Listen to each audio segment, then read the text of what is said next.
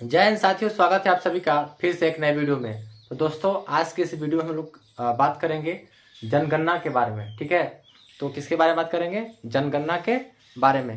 तो देखिए, जनगणना की बात किया जाए तो भारत में सबसे पहला जो प्रथम जनगणना हुआ था जब ब्रिटिश का काल था, यानी कि उन लोग जब अंग्रेज शासन कर रहे थे तो उन्हीं के काल में जो है हमारा क्या हुआ था, भारत देश में जनगणना हुआ था। किसके काल में हुआ था? तो 1872 ईस्वी में लॉर्ड मियो के काल में सबसे पहली बार जनगणना जो हुआ था। जनगणना का मतलब होता है कि भारत में कितनी जनसंख्या है। ठीक है, उसको बोलते हैं जनगणना। ठीक है, अगला टॉपिक है कि भारत में नियमित जनगणना कब से शुरू होने लगा। तो भारत में नियमित जनगणना जो है 1881 से लॉर्ड रिपन के काल में स्टार्ट हुआ। याद रखिएगा, लॉर्ड रिपन के काल में भारत में नियमित जनसंख्या होने लगा। उसके बाद तीसरा टॉपिक है स्वतंत्र भारत की प्रथम जनगणना कब हुआ। तो याद रखिएगा, स्वतंत्र भारत की जनगणना जो है 1951 में स्टार्ट हुआ। ठीक है, 1951 में। अगला है कि जनसंख्या का अध्ययन क्या कहलाता है, कि जो हम लोग जनसंख्या को जनगणना को जो हम लोग अध्ययन करते हैं, सॉरी यहाँ पे जनसंख्या लिखा गया। तो जनगणना का जो अध्ययन है डेमोग्राफी कहलाता है। डेमोग्राफी के नाम से जानते हैं। याद रखिएगा, डेमोग्राफी या जनसांख्यिकी बोलते हैं। जनसंख्या के अध्ययन को डेमोग्राफी कहते हैं। समझ रहे हैं आप ही से बोल रहा हूँ। ठीक है, अगला है जनसंख्या की अवधि, मतलब जनसंख्या कितने वर्षों पर होता है। ठीक है, तो याद रखिएगा 10 वर्षों पर होता है। जनसंख्या की अवधि जो है 10 साल पर एक बार जनगणना होता है। ठीक है, क्या होता है जनगणना? जनगणना जो है आपका क्या होता है, 10 साल में एक बार होता है। लास्ट बार जो हुआ था 2011 में हुआ था जनगणना।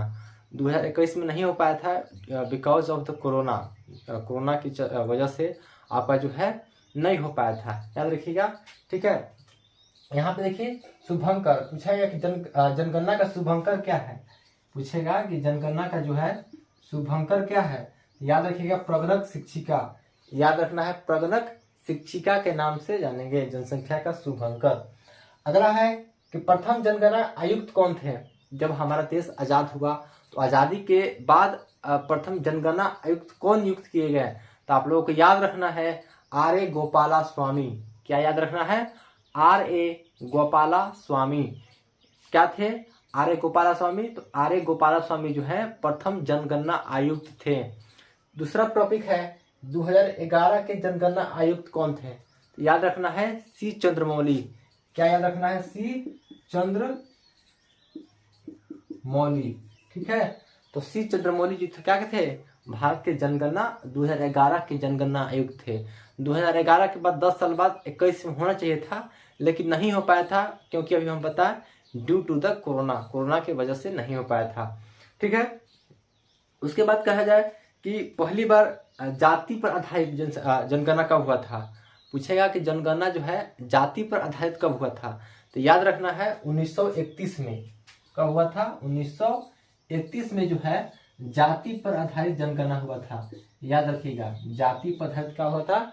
जनगणना हुआ था। कब हुआ था? 1931 में हुआ था।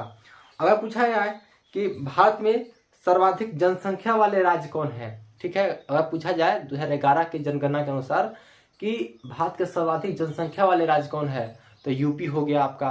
ठीक है, क्या हो गया? यूपी हो गया, बिहार हो गया। ये सब जितने भी स्टेट है जो सर्वाधिक जनसंख्या वाले हैं। याद रखिएगा, यूपी, बिहार, महाराष्ट्र, ये सब जो इतना स्टेट है सर्वाधिक जनसंख्या वाले हैं। ठीक है, सर्वाधिक जनसंख्या वाले हैं। ठीक है, अगर न्यूनतम जनसंख्या वाला पूछे तो याद रखना है सिक्किम हो गया आपका। ठीक है, अरुणाचल प्रदेश हो गया। ये सब जितना स्टेट है ये सब न्यूनतम जनसंख्या वाला राज्य हो गया। ठीक है, न्यूनतम।